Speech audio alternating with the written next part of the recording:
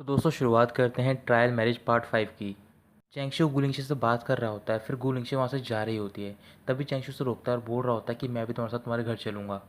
तो फिर वहाँ पर जितने भी लोग होते हैं वो वहाँ पर आ जाते हैं और वो चैंगशू से बोल रहे होते हैं क्या तुम रियल एस्टेट एजेंट हो। फिर गुलिंगशे सबसे बोल रही होती है कि ये मेरा फ्रेंड है। तो फिर एक लेडी सबसे बोल रही होती है कि लगता है ये लड़का गुलिंगशे को चेज़ करते हुए यहाँ तक आया है।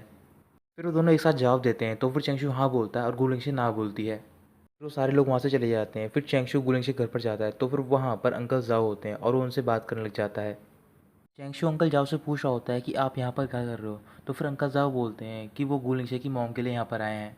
फिर वो दोनों एक दूसरे की तरफ देखकर हंसने लग जाते हैं। कुछ देर बाद वो दोनों बाहर जाते हैं, तो फिर वहाँ पर गुलिंगशे और उसकी मॉम होती हैं। जब गुलिंगशे की मॉम चैंगशू को देखती हैं तो फिर वो उसे ब्रदर जाओ समझ रही होती हैं। फिर अंकल जाओ बोल रहे होते हैं कि तुम इसे मेरी आंटी से कैसे रिकग्नाइज़ कर सकती हो। गुलिंगशे की मॉम बोल रही होती हैं बट तुम ब्रदर जाओ नहीं हो। गुलिंगशे अपनी मॉम से बोल रही होती है कि यही ब्रदर जाओ है, आपने ठीक कहा है। वहाँ पर उसका सेक्रेटरी भी होता है। तो फिर गुलिंगशे अपने सेक्रेटरी को उसकी मॉम के लिए बुक खरीदने के लिए भेज देती हैं। फिर वो सारे घर पर जाता है, तो फिर गुलिंगशे की मॉम चैंगशू के लिए खाना प्रिपेयर करती हैं क्योंकि समझ रही होती हैं कि वो ब्रदर जाओ है। गुलिंगशे चैंगशू को बता रही होती है कि मेरी मॉम को कुछ मेमोरीज से रिलेटेड प्रॉब्लम है और अभी मेरी मॉम की कंडीशन अभी स्टेबल नहीं है। तभी वहाँ पर गुलिंगशे की मॉम आती है, तो फिर अंकल जाओ चैंगशू से बोल रहे होते हैं कि तुम कब जा रहे हो यहाँ से। चैंगशू वहीं पर बैठ जाता है और बोल रहा होता है कि मैं कहीं नहीं जा रहा हूँ। गुलिंगशे की मॉम उसे स्पाइसी फूड दे रही होती हैं, बट उसे स्पाइसी फूड पसंद नहीं होता, इस वजह से वो मना कर रहा होता है।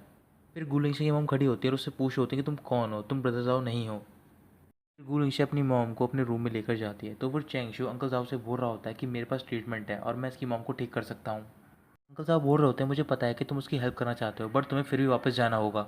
फिर चैंगशू वहाँ से बाहर चला जाता है, तो फिर अंकल जाओ उसके पास जाते हैं और बोल रहे होते हैं कि तुम फ्यूचर में यहाँ पर वापस मत आना। चैंगशू अंकल जाओ से बोल रहा होता है कि वो यहाँ पर इसलिए आया था ताकि वो प्रोजेक्ट को जीत सके। अभी अचानक से चैंगशू के स्टमक में पेन होना स्टार्ट हो जाता है। फिर गुलिंग से चैंगशू से बोल रही होती है कि तुम आज रात के लिए हमारे घर पर रुक जाओ। तो फिर अंकल साहब बोल रहे होते हैं कि अगर इसको तुम्हारी मॉम ने देख लिया तो फिर उसको तुम कैसे संभालोगी। फिर चैंगशू बोल रहा होता है कि मैं ब्रदर जाओ का रोल प्ले कर सकता हूँ। फिर वो उसे अपने घर पर लेकर जाती है। अगले दिन अंकल जाओ चैंगशू और गुलिंगशे अपनी मॉम के बारे में बात कर रहे होते हैं। फिर चैंगशू गुलिंगशे की मॉम को मदर इन लॉ बोल रहा होता है। तो फिर अंकल जाओ पूछ रहे होते हैं कि तुम किसे मदर इन लॉ बोल रहे हो। चैंगशू बोल रहा होता है कि अभी भी मैं और गुलिंगशे एक लीगल कपल हैं और हमें गुलिंगशे की मॉम को ट्रस्ट करवाना होगा आउटसाइड वर्ल्ड पर, ताकि वो अपने फियर से ओवरकम कर सकें। अंकल जाओ इस बात के लिए नहीं मान रहे होते और वो कह रहे होते हैं कि अगर इसकी मॉम की हालत ऐसी रहेगी तो फिर मैं उसके साथ ज़िंदगी भर रहूँगा। फिर अंकल जाओ को गुस्सा आता है और वो चैंगशू को वहाँ से जाने के लिए बोलते हैं। फिर चैंगशू वहाँ से चला जाता है। चैंगशू के पीछे गुलिंगशे भी जाती है और उससे बात कर रही होती है। फिर वो दोनों एक रेस्टोरेंट में होते हैं। उसके बाद गुलिंगशे अंकल जाओ को कॉल करती है और बोल रही होती है कि मैं एक बार इस आइडिया को ट्राई करना चाहती हूँ। तो फिर अंकल जाओ इस बात के लिए राज़ी हो जाते हैं। कुछ देर बाद वहाँ पर गुलिंगशे का सेक्रेटरी आता है, तो फिर उन दोनों को देखकर बोल रहा होता है क्या तुम दोनों डेटिंग कर रहे हो। फिर गुलिंगशे बोल रही होती है कि हम दोनों बिजनेस की वजह से मिल रहे हैं। फिर को सेक्रेटरी उनको टिकट दे रहा होता है कॉन्सर्ट की। गुलिंगशे बोल रहा होता है कि मेरे पास एक आइडिया है कि कैसे तुम्हारी मॉम को यहाँ से बाहर ले जाया जाए। फिर बाद वो दोनों गुलिंगशे की मॉम से मिलने के लिए जाते हैं, तो फिर वहाँ पर अंकल जाओ भी होते हैं। फिर चैंगशू गुलिंगशे की मॉम को उनकी मनपसंद नोवेल देता है। फिर वो इनविटेशन लेटर दिखा रहा होता है और बोल रहा होता है कि जो आपका फेवरेट राइटर है उसका एक साइनिंग इवेंट है। अंकल साहब बोल रहे होते हैं कि मैं भी चलूँगा, बट जो गुलिंगशे की मॉम होती है वो जाने से मना कर देती हैं। जियांग हन सोनियान से मिल रहा होता है और उससे युआनशान स्ट्रीट के प्रोजेक्ट के बारे में पूछ रहा होता है। सोनियान उसे बता रही होती है कि मैं मेंग शांगन से मिली जो कि स्ट्रीट ऑफिस का डायरेक्टर है। हमने उन्हें प्रॉमिस किया है कि हम उन्हें कंपनसेशन देंगे, वो भी 10 गुना ज़्यादा। ये सब सुनकर उस डायरेक्टर ने हमसे प्रॉमिस किया है कि जितने भी नेबरहुड के लोग हैं उन्हें मना लेगा। जियांग हन चैंगशू के बारे में पूछ रहा होता है, तो फिर सोनियन बताती है कि चैंगशू ने अभी तक डिज़ाइन डिपार्टमेंट को कोई भी कॉन्टैक्ट नहीं किया है। सोनियन बोल रहे होते हैं क्यों ना हम किसी को भेजें ताकि वो चैंगशू को ढूंढे। तो फिर जियांगन मना कर देता है और कहता है कि वो ऐसे ही हराना चाहता है चैंगशू को। तो फिर सोनियन वहाँ से जा रही होती है, तभी जियांगन के पास किसी का कॉल आता है और वो उसे बता रहा होता है कि बहुत सारे लोगों की तबीयत ख़राब हो गई है स्ट्रॉन्ग मैग्नेटिक फील्ड की वजह से। फिर वो आदमी पूछ रहा होता है क्या हमें प्रोजेक्ट को पोस्टपोन करना चाहिए। तो फिर जियांगन मना कर देता है और वो कहता है कि प्रोजेक्ट ऐसे ही चलता रहेगा। सोनियन बाहर जाती है और वो जियांगन के मैनेजर से मिल रही होती है, उससे पूछ रही होती है क्या जियांगडोंग के पास कोई नया प्रोजेक्ट आया है। तो फिर वो मना कर देती है। चैंगशू और गू लिंगशे दोनों कहीं जा रहे होते हैं, तभी वहाँ पर वो उस सीट के डायरेक्टर से टकरा जाते हैं। तो फिर डायरेक्टर उनसे बोल रहा होता है कि मेरे पास एक गुड न्यूज़ है, कोई हमारी इस ट्रीट के लिए 10 गुना ज़्यादा देने को तैयार है कंपनसेशन। सब बताकर वो वहाँ से चला जाता है। गो पेया एक जगह पर खड़ी होती है और वहाँ पर वो जियांगन का इंतजार कर रही होती है। तो फिर वहाँ पर एक कपल आता है और उसे जानता है और वो उसकी इंसल्ट करना स्टार्ट कर देता है। तभी वहाँ पर जियांगन पहुँच जाता है, तो फिर वो आदमी जियांगन से माफ़ी मांग लेता है और कह रहा होता है मुझे नहीं बताता कि ये तुम्हारी गर्लफ्रेंड है। वो उसे गुपिया से माफ़ी मांगने के लिए बोलता है। माफ़ी मांगने के बाद वो गुपिया को वहाँ से लेकर चला जाता है। तो फिर उससे पूछ रहा होता है कि अगर तुम्हें कोई परेशान कर रहा है तो फिर तुम मुझे बता सकती हो, मैं तुम्हारी हेल्प करूँगा। क्वान जिमो अपने सेक्रेटरी से बात कर रहा होता है। तो फिर उस सेक्रेटरी से बता रहा होता है कि जो गुलनिशे का मैनेजर है वो अभी यूनशान स्ट्रीट में है, मैंने उसे देखा था। फिर क्वान जिमो से बोल रहा होता है कि तुम्हें उस सिटी में जाना होगा ताकि तुम गुलनिशे के बारे में पता लगा सको। फिर वहाँ पर शाओमिंग आती है तो फिर वो सेक्रेटरी वहाँ से चला जाता है।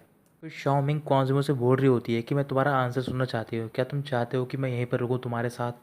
फिर क्वान जिमो बोल रहा होता है मैंने पहले भी कहा था कि मैं तुम्हारे डिसीजन में इंटरफेयर नहीं करना चाहता हूँ। फिर शाओमिंग गुस्से में आकर वहाँ से चली जाती है। जो गुलिंगशी की मोम होती हैं वो सो रही होती हैं। तो फिर ड्रीम में वो एक स्ट्रीट पे जा रही होती हैं, तभी उनके सामने से एक कार आ रही होती है। उनकी उस कार से टक्कर होने वाली होती है, तभी अचानक से वो उठ जाती हैं। फिर गुलिंगशी अपनी मॉम के रूम में जाती है तो फिर उसकी मॉम सारी बात बता रही होती है। फिर गुलिंगशी बोल रही होती है कि वो सिर्फ नाइटमेयर था, ऐसा कुछ भी नहीं होगा, आपको डरना नहीं चाहिए। शाओमिंग के भाई को पता चल जाता है कि क्वान जिमो ने शाओमिंग को कुछ भी जवाब नहीं दिया है। तो फिर वो उससे बोल रहा होता है कि तुम क्वान जिमो से दूर रहो। शाओमिंग कुछ भी नहीं बोलती है। अगले दिन चेंगशु, गुलिंगशा और उसका सेक्रेटरी तीनों साइनिंग यूनिट में जा रहे होते हैं। जो क्वांजिमो होता है वो शाओमिंग से मिलने के लिए जाता है। तभी वहाँ पर एक आदमी आता है और वो क्वांजिमो से लड़ने की कोशिश कर रहा होता है। फिर क्वांजिमो शाओमिंग के साथ वहाँ से जा रहा होता है। तो फिर वो आदमी एक स्टोन लेता है और उसे फेंक कर मार रहा होता है। तभी शाओमिंग उनके बीच में आती है और शाओमिंग को स्टोन लग जाता है। तभी शाओमिंग बेहोश जाती है और उसे हॉस्पिटल में एडमिट करवाया जाता है। वो तीनों साइनिंग यूनिट पहुँच जाते हैं। थोड़ी देर बाद वहाँ पर क्वांजिमो का सेक्रेटरी पहुँच जाता है और वो चेंगशो और गुलिंशो को देख लेता है। जब वो दोनों से देखते हैं तो फिर दोनों भागना स्टार्ट कर देते हैं। गुलिंशे का सेक्रेटरी क्वांजिमो को सेक्रेटरी के पीछे जाता है उसे रोकने के लिए। चाउमिन को हो जाता है। तो फिर अपने फादर को कॉल करते हैं, उनसे बोल रही होती है कि आप फ़ौरन बिज़नेस को मेरे पे छोड़ दो, मैंने प्लान कर लिया है कि मैं वापस आ रही हूँ। गुलनिचे का सेक्रेटरी क्वांजिमो को सेक्रेटरी को पकड़ लेता है और वो उसे अपने साथ अम्यूज़मेंट पार्क में ले जाता है। फिर वो उसकी एक वीडियो रिकॉर्ड कर लेता है और उससे बोल रहा होता है कि अगर मैं वीडियो क्वांजिमो को सेंड कर दूँ तो फिर तुम्हारे साथ क्या होगा, तुम्हें भी पता है कि तुम यहाँ पर उन दोनों को ढूंढने के लिए आए थे, बट यहाँ पर तुम मज़े कर रहे हो। फिर क्वांजिमो सेक्रेटरी बोल रहा होता है कि तुम ये वीडियो सेंड मत करो, मैं क्वांजिमो को कुछ भी नहीं बताऊँगा यहाँ के बारे में। चेंगशु गुलिंगशे को जय पर लेकर जाता है जो कि उसका सीक्रेट बेस होता है। चेंगशु बोल रहा होता है कि पिछले हाफ ईयर से मैं तुम्हें हर जगह पर ढूंढ रहा हूँ और तुम मुझे नहीं मिल रही थी, बट मैंने कभी भी एक्सपेक्ट नहीं किया था कि तुम मेरे इतने क्लोज होगी। तुम्हें किसी की ज़रूरत थी कि जो कि तुम्हें प्रोटेक्ट करे, बट तुम उस टाइम पर अकेली थी और तुमने ये सब अकेले ही फेस किया, इस वजह से मुझे बहुत बुरा लग रहा है। तो फिर गुलिंगशा बता रही होती है कि उस दिन जब तुम हॉस्पिटल से चले गए थे तो फिर मेरी मॉम वहाँ से गायब हो गई थी। जब उन्होंने ढूंढने की कोशिश करी तो फिर वो हमें यूनशान स्ट्रीट में मिली। मेरी मॉम ने वो स्ट्रीट छोड़ने से मना कर दिया, इस वजह से मैं उनके साथ यहीं पर रुक गई। अगले दिन चेंगशु नेबरहुड के लोगों से मिल रहा होता है ताकि वो उन्हें परस्यूट कर सके। चेंगशु सबसे बोल रहा होता है कि मेरा पहला स्टेप ये है कि मैं आपके जितने भी घर हैं उन सबको रिनोवेट करवाऊंगा। बट वो सारे लोग ये बात नहीं मानते और वो सारे वहाँ से चले जाते हैं। चेंगशु की मॉम होती हैं वो गुलिंगशे के सेक्रेटरी को ढूंढ लेती हैं और उससे बोल रही होती हैं कि तुम मुझे गुलिंगशे के पास लेकर चलो। तो फिर उसकी बात मान जाता है। चेंगशु घर पर होता है तो फिर वहाँ पर उससे मिलने के लिए लेडी आती है और वो उसे कुछ पेपर दे रही होती है और बोल रही होती है कि ये सारे घर मेरे हैं और मैंने फैसला किया है कि मैं इन सबको रिमॉडलिंग करवाना चाहती हूँ। मान जाता है और कुछ दिनों में उस लेडी का जो घर होता है उसे रिनोवेट करवा देता है। आसपास के लोग उस घर को देखते हैं तो फिर वो सारे भी चेंगशु के पास जाते हैं अपने घर को रिमॉडलिंग करवाने के लिए। चाओमिंग हॉस्पिटल से डिस्चार्ज हो जाती है तो फिर वहाँ से जा रही होती है, तभी वहाँ पर क्वांजियो आता है और उसे रोक लेता है। फिर वो उसे हक कर बोल रहा होता है कि तुमने मुझसे कहा था कि मुझे हमेशा उस पर्सन को चेरिश करना चाहिए जो कि मेरे सामने हो। तभी शाओमिंग उसे दूर करती है और बोल रही होती है कि मैं तुम्हारी तरह नहीं हूँ और मैं यहाँ से जा रही हूँ। तभी क्वांजिमो उसे रोकता है और वो उसे किस कर लेता है। गुलिंगशे का सेक्रेटरी चेंगशु की मॉम को लेकर उसके घर पर जाता है और वहाँ पर वो चेंगशु और गुलिंगशे से मिल रही होती हैं। फिर वहाँ पर गुलिंगशे की मॉम आती हैं और वो चेंगशु की मॉम से मिल रही होती हैं। तो फिर उनसे बोल रही होती हैं क्या आप अंकल जाओ की गर्लफ्रेंड हो। तो फिर चेंगशु की मॉम मना करती है और कहती है कि ऐसा कुछ भी नहीं जैसा आप सोच रही हो, वैसे मेरा नाम सिस्टर प्याप्यो है। चांगन हॉस्पिटल में होता है और वो डॉक्टर से अपने फादर की हालत के बारे में पूछ रहा होता है। तो फिर डॉक्टर बोल रहे होते हैं कि तुम्हें मेंटली प्रिपेयर्ड रहना होगा। फिर वो डॉक्टर वहाँ से चला जाता है तो फिर जियांगन अपने फादर की तरफ देखकर बोल रहा होता है कि आप अभी नहीं मर सकते हो क्योंकि मैं आपको दिखाना चाहता हूँ कि मैं चंगशु से बेटर हूँ। शाओमिंग क्वानजिमो एक रेस्टोरेंट में होते हैं तो फिर वहाँ पर शाओमिंग का भाई आता है और उससे पूछ रहा होता है कि तुम इसके साथ क्या कर रही हो। तो फिर शाओमिंग बोलती है कि ये अब से मेरा बॉयफ्रेंड है। अगले दिन चेंगशु गुलिंगशी के साथ उस प्रोजेक्ट पर मिलकर काम करना स्टार्ट कर देता है। कुछ देर तक बात करने के बाद वो दोनों किस करने जा रहे होते हैं, तभी उनके रूम में अंकल जाओ जाते हैं। फिर वो दोनों एक दूसरे से दूर हो जाते हैं। फिर गुलिंगशे वहाँ से चली जाती है। फिर चेंगशु अंकल जाओ के पास जाता है और उनसे बोल रहा होता है कि आप करीबन 40 साल से सिंगल हो और आपको ये सब नहीं पता है, आपने अभी मेरा मोमेंट एक बिगाड़ दिया। फिर अंकल जाओ चेंगशु से बोल रहे होते हैं कि आज से 10 साल पहले किसी ने मेरे से ऐसा ही बिहेव किया था और वो आज तक जेल में है। जो सूनियान के फादर होते हैं वो अपने घर पर होते हैं, यानी कि मूलिन टाउन में। तभी अचानक से वहाँ पर रात को एक भूकंप आ जाता है। जो भूकंप आया होता है ये फ्लोटिंग आइलैंड के प्रोजेक्ट की वजह से आया होता है। चेंगशू अगले कुछ दिनों तक अपने आप को रूम में बंद कर लेता है और वो एक प्रोजेक्ट पे काम कर रहा होता है। फिर गू लिंगशे चेंगशू से मिलने के लिए जाती है और वो उसे अपने साथ एरिया पर लेकर जाती है। यानचन स्ट्रीट का डायरेक्टर होता है वो जियांगान से मिल रहा होता है और उसे बता रहा होता है कि जो नेबरहुड के लोग हैं वो साइन नहीं करना चाहते हैं एग्रीमेंट पे। जियांगान उस डायरेक्टर को एक चेक देता है और उससे बोल रहा होता है कि तुम्हें उन लोगों को मनाना होगा, तो फिर वो डायरेक्टर मान जाता है और वहाँ से जा रहा होता है। फिर वहाँ पर चेंगशू और गू लिंगशे पहुँच जाते हैं। तो फिर वो जियांगान से बात कर रहे होते हैं। फिर वो डायरेक्टर पूछ रहा होता है क्या तुम दोनों जियांगान को जानते हो। चेंगशू हाँ बोलता है। फिर वो जियांगान से बोल रहा होता है कि तुम ये सब ज़्यादा कर रहे हो, क्योंकि तुम 10 गुना ज़्यादा दे रहे हो डिमोलिशन करने के लिए। जियांगन बोल रहा होता है कि इससे कोई भी फ़र्क नहीं पड़ता है, मेरे अपने तरीके हैं इस प्रोजेक्ट को पाने के लिए। फिर वो वहाँ से चला जाता है। तो फिर अगले दिन जियांग हान सूर्यान से बात कर रहा होता है और उससे बोल रहा होता है कि इस बार चेंगशू हारने वाला है, अगर वो हार जाएगा तो फिर तुम उसकी पोजीशन ले लेना। सोनियान अपने घर पर होती है और उस डॉग के साथ खेल रही होती है। तभी वो देखती है कि उस डॉग के पट्टे में एक चीज़ होती है। जब वो उसे ओपन करती है तो फिर उसके अंदर एक चिप होती है। उस चिप में एक वीडियो होती है। तो फिर गू पेया उसे प्ले कर कर देख रही होती है। उस वीडियो के अंदर जियांग हान और गू लिंगशे के फादर होते हैं और वो दोनों के एग्रीमेंट के लिए बात कर रहे होते हैं। गोपिया को पता चल जाता है कि जियांग उसे जानबूझकर अप्रोच कर रहा था। फिर वो जियांग को कॉल करती है, उससे पूछ रही होती है कि तुम मुझे इतने अच्छे से ट्रीट क्यों कर रहे हो। तो फिर वो बोलता है कि मैं तुम्हें पसंद करता हूँ। फिर वो कॉल कट कर देती है। फिर वहाँ पर उसकी मॉम आती है। तो फिर गोपिया अपनी मॉम से पूछ रही होती है कि अगर आपसे कोई नाइस बिहेव कर रहा हो और आपको पता चले कि वो ये सब जानबूझकर कर रहा है, फिर क्या आप उसे छोड़ दोगी। फिर उसकी मॉम उससे बोल रही होती है कि आज के वर्ल्ड में कोई भी एक दूसरे से नाइस बिहेव नहीं करता बिना किसी रीज़न के। और रही छोड़ने की बात, ये तुम्हें खुद डिसाइड करना होता है कि तुम उसके साथ रहना चाहते हो या फिर नहीं। अगले दिन चेंगशू और सारे लोग मिलकर ब्रेकफास्ट कर रहे होते हैं। तो फिर चेंगशू गुलिंगशे का हाथ पकड़ता है और सबसे बोल रहा होता है कि मैं गुलिंगशे को पसंद करता हूँ और मैं इसे अच्छे तरीके से ट्रीट करूँगा। सारे लोग ये बात सुनकर खुश हो रहे होते हैं। अगले दिन न्यू ईयर होता है। तो फिर सारे लोग प्रिपरेशन कर रहे होते हैं न्यू ईयर ईव की। चेंगशू बाहर जा रहा होता है। तभी वो देखता है कि वहाँ पर उसका सेक्रेटरी खड़ा होता है। फिर वो उसे बता रहा होता है कि मुझे यहाँ पर क्वान जीमो और शाओमिंग लेकर आए हैं। क्वान जीमो पूछ रहा होता है कि तुमने हमें क्यों नहीं बताया कि गुलिंगशे यहाँ पर है। तो फिर वहाँ पर गुलिंगशे आती है और उन्हें बता रही होती है कि मैंने इससे बोला था ऐसा कहने को। फिर क्वान जिमो गुलिंगशे के पास जा रहा था उसे हक करने के लिए। तो फिर शाओमिंग उसे रोक लेती है और जो चेंगशू होता है वो गुलिंगशे के सामने आ जाता है।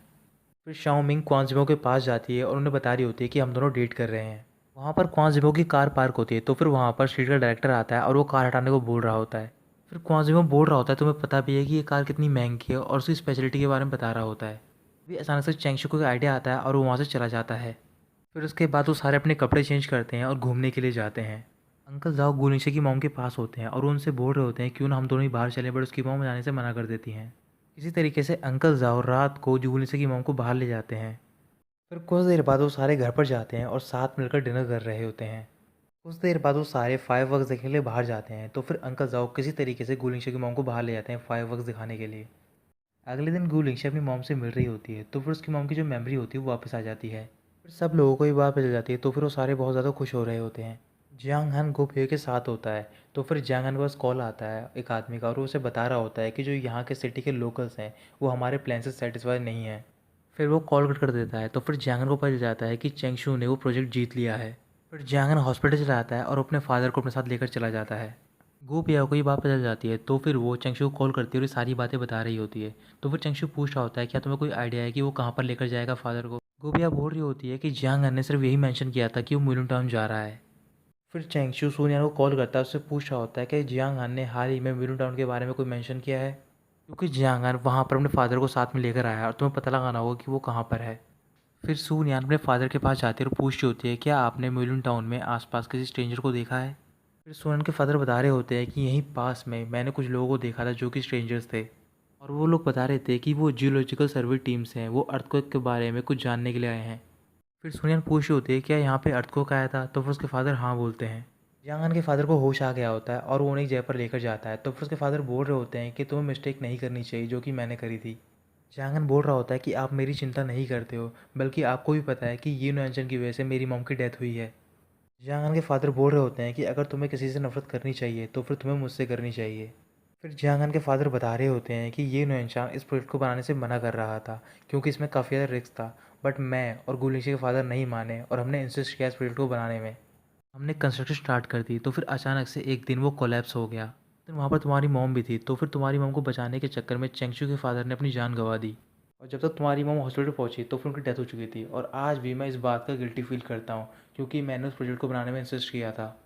फिर जियांग रोने लग जाता है और वो बाहर जाता है, पुलिस को कॉल करता है, उनसे बोल रहा होता है कि वो सरेंडर करना चाहता है। कुछ दिनों बाद जियांगन के फादर की डेथ हो जाती है। तो फिर चेंगशू अपनी फैमिली के साथ उनकी ग्रेव पर जाता है। करीबन 5 साल बीत गए होते हैं। चेंगशू एक प्रेस कॉन्फ्रेंस में होता है और वहाँ पर वो प्रोजेक्ट के बारे में बता रहा होता है। वहाँ पर गुलिंगशे भी होती है और उसके साथ में एक लड़का भी होता है जो कि उन दोनों का बेटा होता है। फिर गुलिंगशे अपने बेटे के साथ स्टेज पर जाती है और वो वहाँ पर अनाउंस करती है कि हम 3 महीने बाद इकोलॉजिकल फ्लोटिंग आइलैंड का जो प्रोजेक्ट है उसकी शुरुआत करने वाले हैं।